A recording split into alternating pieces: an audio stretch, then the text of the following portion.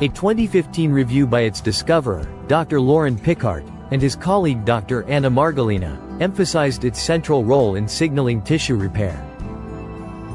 And to see this in a powerful clinical context, a 2012 study in veterinary surgery looked at dogs with diabetic wounds.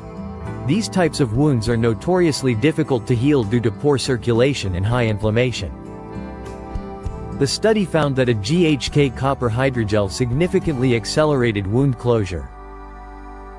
This shows its potent regenerative effects even in a compromised healing environment.